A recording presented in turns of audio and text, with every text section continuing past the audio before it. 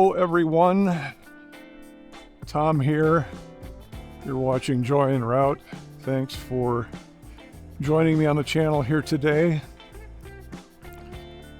We are in Middleton, Wisconsin, and I've been home for a while.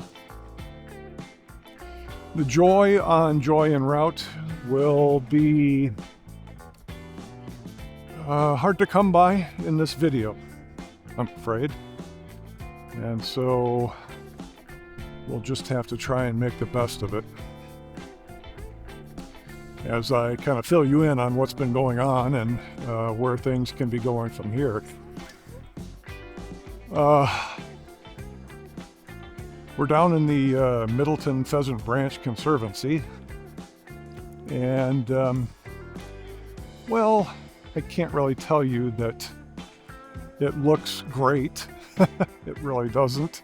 I guess it's better than walking along a road or something. But we are far from that point in which things start greening up. As a matter of fact, it's been bone-numbingly cold up here, and I've already gone through two, fairly substantial snowstorms, and one that just kind of dusted us, but it wasn't that bad. I've been here since around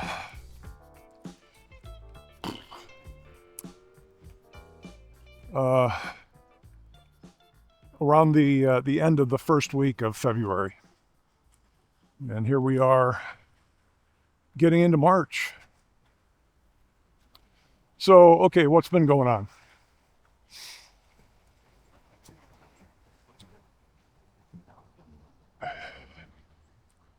So there were signs that something was not quite right back here in Wisconsin, long about the time that I was posting the last video, or between maybe the last few videos that I posted here on the channel. And I had my suspicions that something was about to go south, but nothing that I could actually, I don't know what I want to say here, nothing that I could bank on, right? I mean, I couldn't jump to conclusions, I guess is what I really want to say, about what appeared to be happening. Instead, all I could do is just wait it out and see what happened. Well, I found out as of February 1st. So many of you know that if you've been watching the channel for a while or know me personally, that I own a duplex here in Middleton, and have lived in one side and rented the other for a seriously long time, except for an 8-year period while I was married. And when the divorce came down, she took the house that we had purchased together, and I went back to my duplex, which I had purchased before the marriage. But have lived in one side and rented the other for a really long time. Like 1989 is when I bought the thing. Probably I've held it for way too long. Probably should have let it go a really long time ago, but it is what it is. And so I have tenants that have always lived on the other side of my duplex. And on February 1st, rent did not show up. And that's that's not a good thing. That's not a good thing at all. And so a 5-day notice was issued on the 2nd of February, at which time I received notice from the tenant that due to a family emergency, they stated, they were moving out. Yeah, and that they'd be okay if I prorated them for a few days into February because they still had some of their belongings there. So, but he said he anticipated that they would be out for good by the 3rd of February.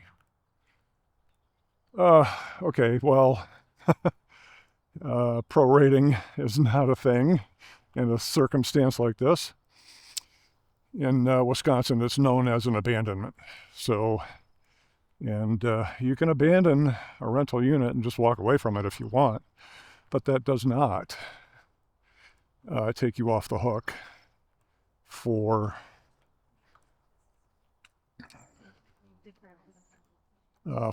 making the rent payments on a timely manner until such time as a replacement tenant can be found to take over.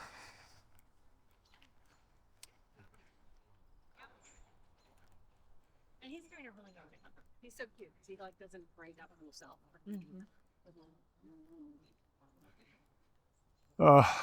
Just waiting for those folks to go by. It always seems a little bit weird to just be talking to a phone, to a camera, while others are around you and whatnot. Especially since I've been talking about something like rental matters. Anyway, so no, I'm sorry, folks, but that's not how it works. You don't get to just pack up and leave and stop making rent payments on a 1-year lease before the end of the lease. Now, in a situation like this, an abandonment, the state compels the owner of the property to immediately take all necessary actions to re-rent the property, and if successful,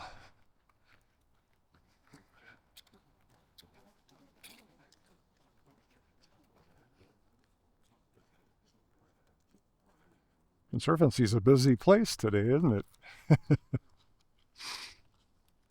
And if successful, the abandoning tenant can be relieved of any further financial obligation. So the courts take the whole situation quite seriously, and they do expect swift action on the part of the owner to do whatever they can to get replacement tenants in place. So 2 things about that, I guess. The first is that, well, it's winter in Wisconsin. It was February, right? Early February when I found out. And people don't traditionally want to move at this point in the year in Wisconsin. So the rental market is actually quite cold at the moment. I mean, it should pick up somewhere in April to May, but February and March is just kind of not a thing. So nothing has really presented itself. There's been a few tire kickers, but no, I'll say serious applications. There was one application, but it was fraudulently submitted, and I caught it. So the answer was a big old no there, and so that's that. The other thing is that because the state compels me to take all actions necessary to find that replacement tenant, if possible, I had to rush back here. So as soon as I found out, I had to scan the weather and figure out what was uh, the window of opportunity that I had. There were a number of weather systems moving across the country at the time. Okay, that I guess some people just have to photobomb, right? So I hope he enjoyed his moment, his 5 nanoseconds of fame. Okay, and we're coming up on the road here. This crosses over to the other side of the Conservancy, or another part of it. The middle school is up that way, but we'll keep out on the walk here. I haven't been out for a good walk in so long that, geez, you guys, this feels so good. I'm actually wearing a hoodie, but I've got the sleeves rolled up because today, for the first day in God knows how long, well, since I've been here for sure, we're actually up into the mid 60s. So I almost feel like this hoodie is a little too much, which is a great feeling because I haven't felt that in so long, and I would have expected that wherever I was for February and March was going to be a lot warmer than what it is here. So this day was very welcome, and the ability to get out and see nature a little bit is very much welcome.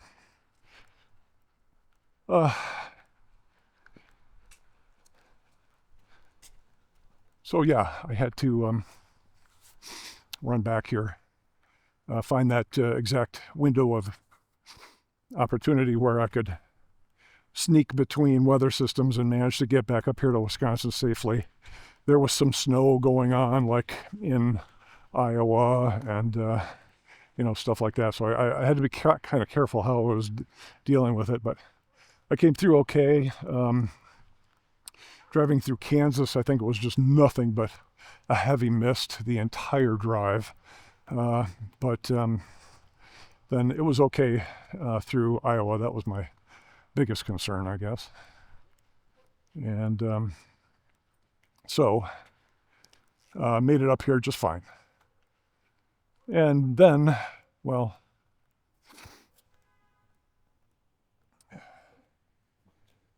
yeah. And then found that my rental was in quite a state of neglect.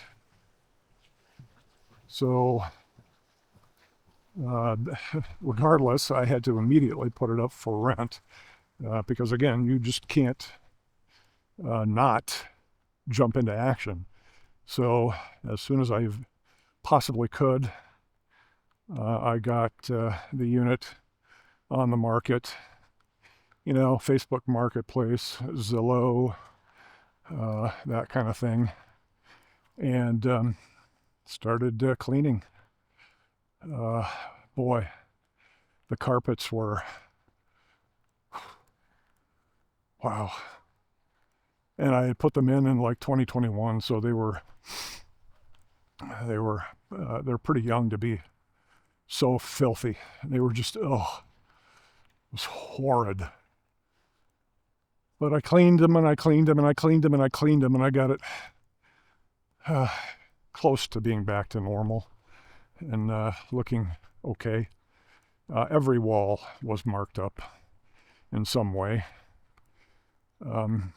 Interestingly, in Wisconsin, it is against rental law to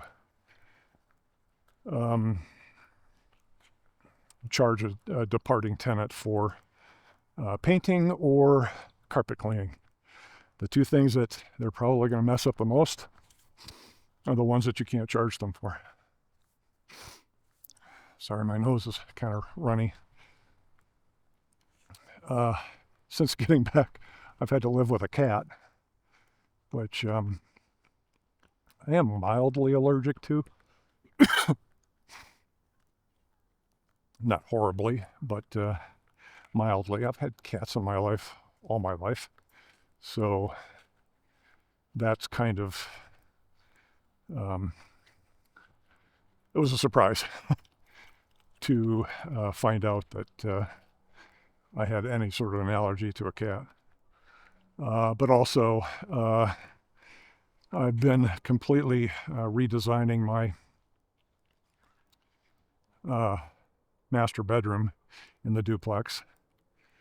So, as you may know, my daughter had been living in the duplex while I was out just driving around. And that made sure that my home was being, excuse me, was being looked after, and that everything would be fine. Some kids are all climbing on that embankment over there. Hopefully it won't slide down on them like another one did during heavy rains in here. It looks like it's something that could happen, but I don't know.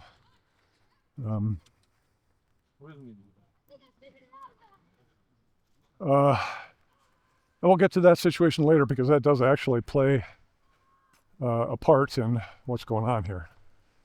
But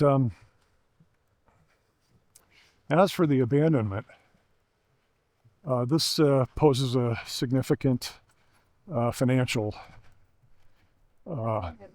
burden on me because the tenant clearly has not paid both February and now March rent. So there's that. And their lease formally expires in May 31st. So there's still 2 more months.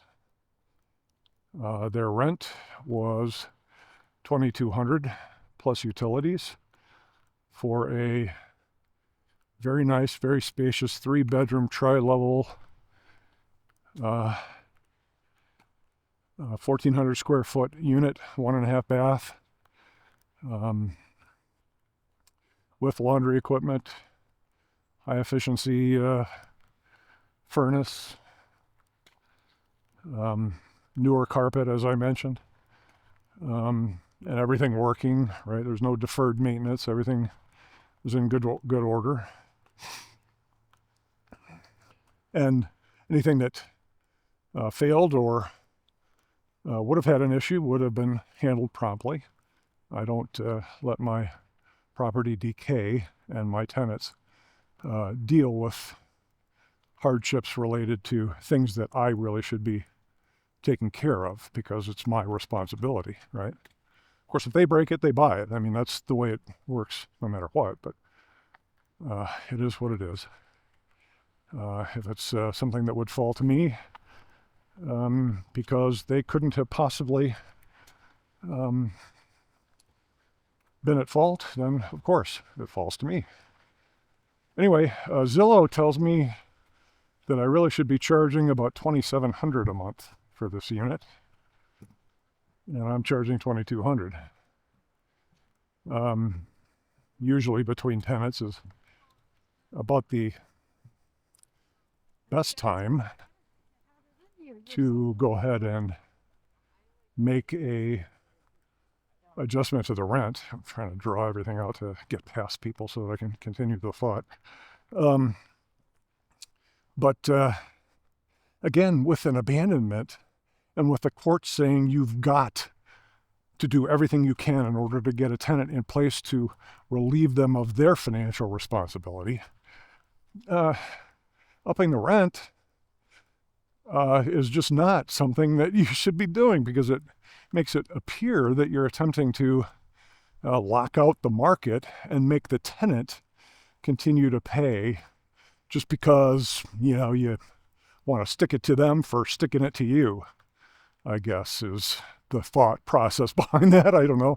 But I'm not trying to do that. I don't know what their family emergency was, but I certainly would do whatever I could to replace them if I could. But it's February and March in Wisconsin and people don't move at this time of the year. So they're still on the hook. Now let's say I don't get a tenant. and their lease expires as it naturally would have on May 31st. Well, that would put me out $8,800 because they're not paying it. If I'm going to get any of that back, it's going to court. And there are some damages that have had to be remediated. Those costs go into it as well. So, and I don't know, I'm just totally guessing here. I don't know what the circumstance will be, but assuming that I prevail in court, they could just as easily turn around and say, yeah, but we don't have that kind of money to just pay up. And so it will go to garnishment and I'll get it in a trickle. If it actually ever really comes back to me at all, I don't know. So, yeah, it's almost 10K, I guess, of financial hardship coming at me. And I'm recording this on a Monday, and I'll probably try to post this as rapidly as I can. But one thing that you may have been aware of as I turn onto Century Avenue and we start the backside of this walk, the markets are tumbling horribly. And if you know me, you know that my money came out of the market.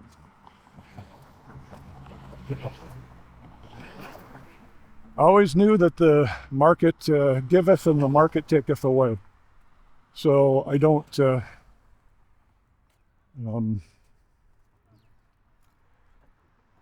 really begrudge what's going on. Most of my money's in tech stock. And one thing that's been said about the NASDAQ is that even though it's gone into some pretty significant slumps, within the following year, it has traditionally recovered by more than 21%, gone 21% to the good. So, I mean, I guess it's just a matter of just riding it out.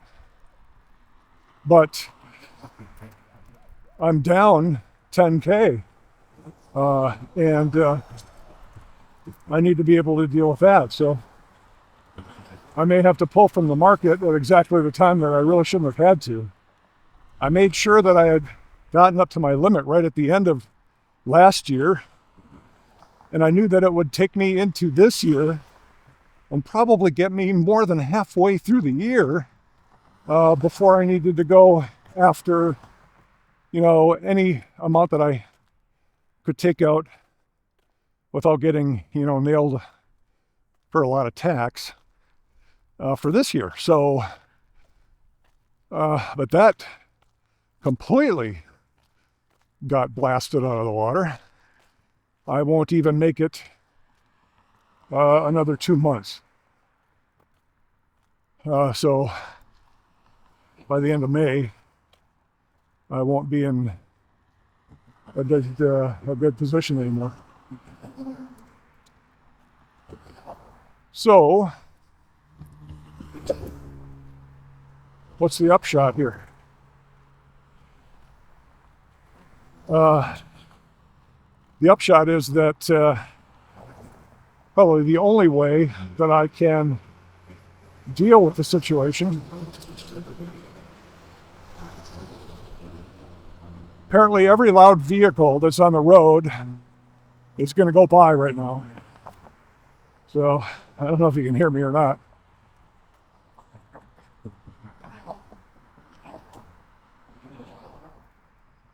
I'll be able to make a turn and get off this busy street up here at the traffic light. So we've only got till then. Also, we're getting to the top of this hill. That's just sort of getting me a little out of breath here. Long and short of it is, Joy's got to go up for sale.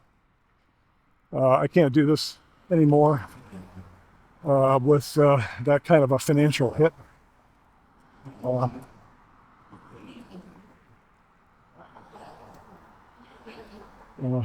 I'll continue in a minute.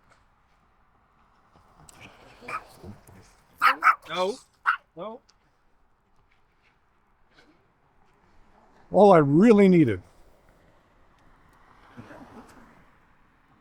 in order to be able to pull this off for, a few more years or maybe forever, whatever, would be to get a tenant who would come in, sit down, enjoy themselves, live well. It's a great area of the city. We're walking through it right now. It's a great area of Wisconsin. And I just needed them to get in here, sit down, enjoy themselves, pay the rent on time, and take care of the unit. Because at some point in time, hopefully a fairly good amount of time later, somebody else would, be coming to take their place, and would expect it to be as nice for them as it was for the departing tenant. But no, that just never happened. I started out in November of 2022. I was pulled back in the spring of 2023 to get new tenants. And they came in and they lived there for a year. And then I got called back in the spring of 2024 to replace them. And now these tenants have abandoned my rental unit, leaving me high and dry to the tune of somewhere between $88,000 and $10,000. Now, some of you might just say, but you'll get a tenant in there and then it won't be so bad. You can continue. You'll be down some money, but just suck it up, buttercup, right? And just carry on. Except that my daughter, who's been living in my unit for the time that I've been away, since November of 2022, has told me that she is expecting to move out for an August 1 rental later this summer. And that pretty much clinches the deal right there, folks. Without somebody to watch over my sticks and bricks here in Wisconsin, I can tell you one thing you don't do is just drive away in the winter and just let it go. And hope that the furnace doesn't fail or whatever. You just can't do that. That's just too dangerous. So, that's kind of the long and short of it. I really don't anticipate that there's much of anything I can do now to recover from this situation. And so I will be reaching out to Embassy here within the next day or so to let them know that Joy will be on the market, and to ask them about some pre-sale work that should probably be taken care of if they can, and then we'll just take it from there.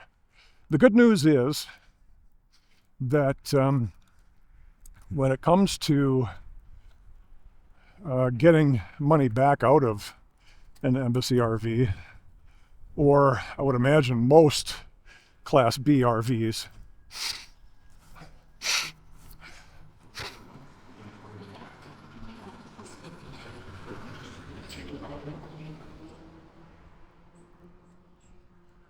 is that they tend to hold their value pretty well, actually, much to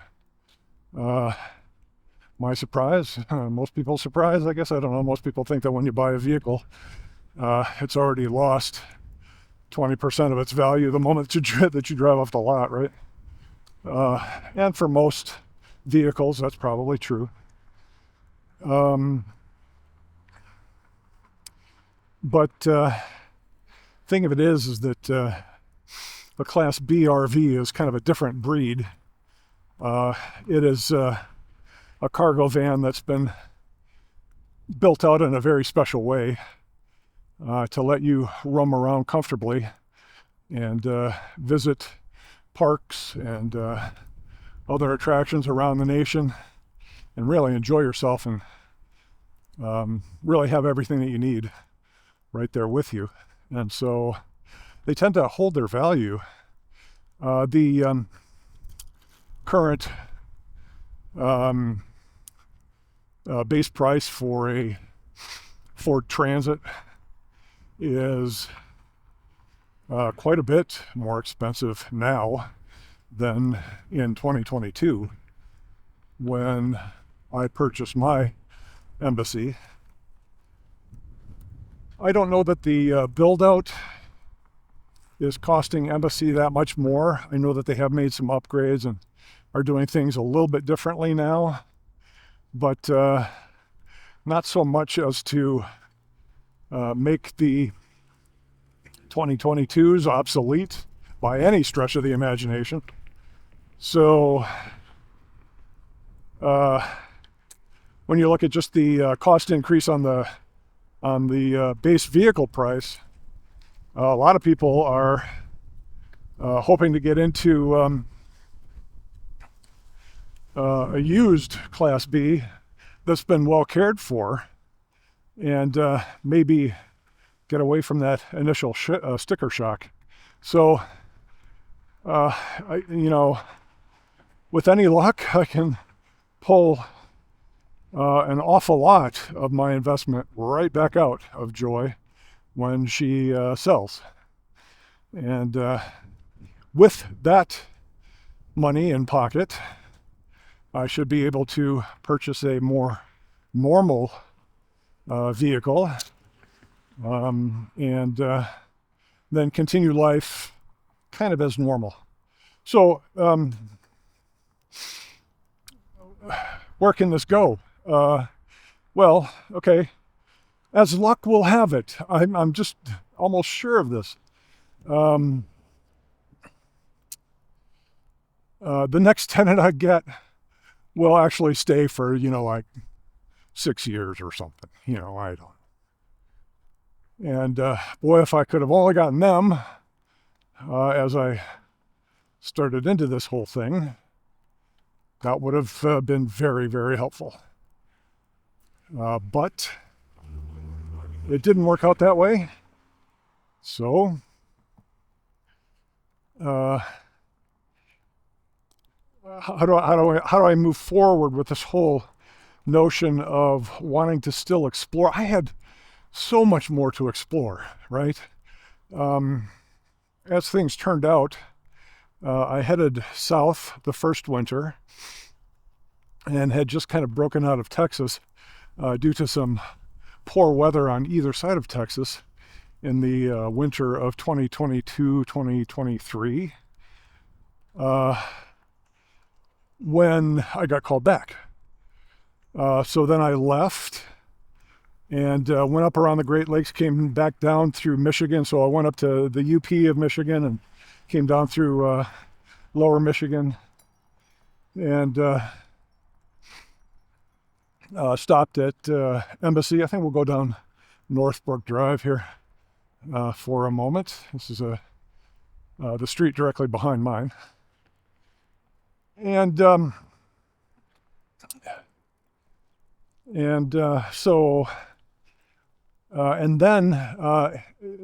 returned briefly to Wisconsin and then headed out to the New England states, visited Vermont and New Hampshire and Maine and New York, and met a lot of friends that I game online with. It was a lot of fun. That whole year was just great fun. Um, Headed down through Tennessee and eventually down into the panhandle of Florida, and then around down into the main area of Florida, and attended a meetup there, and then had to go back to Wisconsin again because I needed to find new tenants. At that point, once that was taken care of, I headed out west and got up into North Dakota and Montana. And there's still some videos from Montana that I haven't even completed work on. So there's going to be some more videos coming out. It's not completely over. But I think the nature of the channel is going to take a bit of a hit, since I wouldn't necessarily say the star of the show. I don't know that Joy the van was ever really the star of the show, but Joy certainly gave me the ability, right? It enabled me. Joy enabled me to get out and do these things.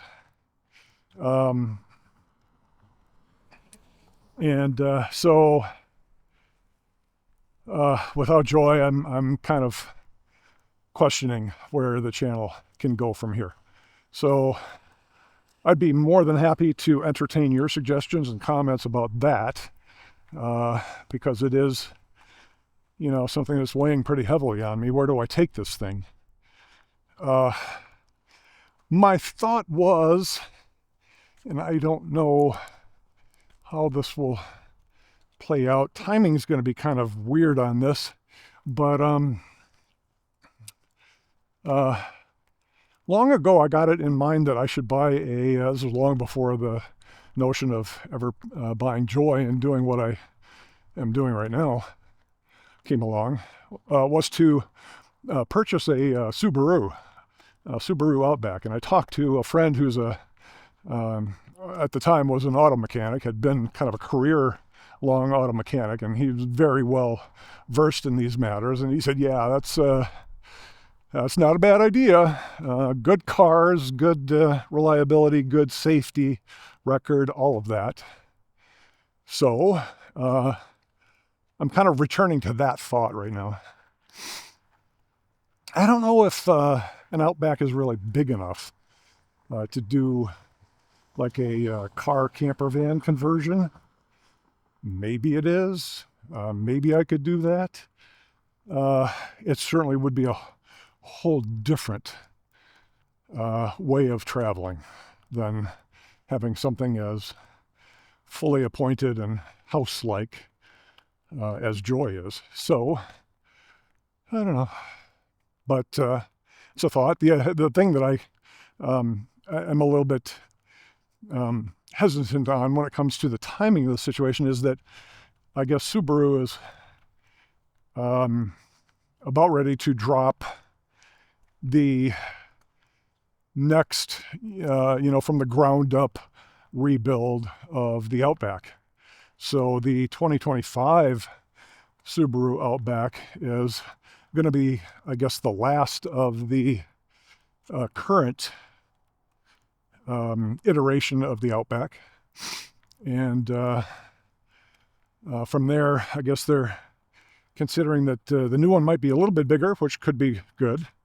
It would have all the most recent electronics. There's been some grumbling about the quality of the electronics in the current Outbacks. So I don't know. We'll see.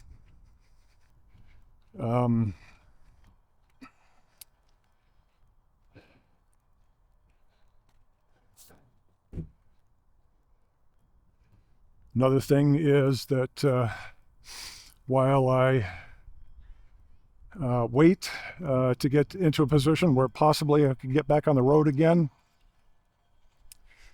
I might spool up a different YouTube channel to talk about the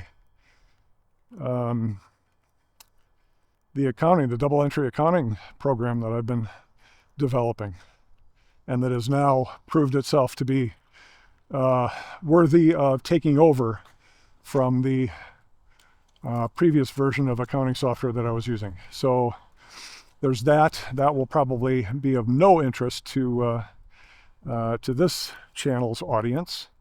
So there's still things that I could do here in Wisconsin or in the immediate vicinity of Wisconsin, around Wisconsin and in the immediate vicinity of Wisconsin, to maybe keep the channel with some content. I don't know. Give me your thoughts. And I think that it's going to be an adjustment. And I don't know where this is all going to go. But yeah, so give me your thoughts. Thanks for watching. I really appreciate it. And be looking for those additional videos from Montana and whatever else I can manage to dredge up that I never really got to putting up on the channel. There will be still some fun stuff to come. Joy en Route is not completely over, but it's definitely taken a major hit. And it's all because of this right here. Look at this place. It's beautiful. Wouldn't you love to come and live here? I mean, I don't know. Looks like this is actually getting a little green.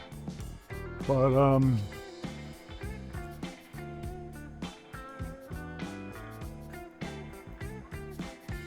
beautiful deck out here in the backyard. I mean, this is a place that, you know, people should actually kind of want to stop and enjoy, wouldn't you think? I mean, why am I replacing tenants every damn year? Just, I don't get it. All right, I've ranted enough. Again, thank you so much for watching this kind of sad video. And we'll see you on the next one, whenever that is and whatever it will be. There'll be some fun new videos coming, I'm sure. But thanks, everybody. We'll see you later.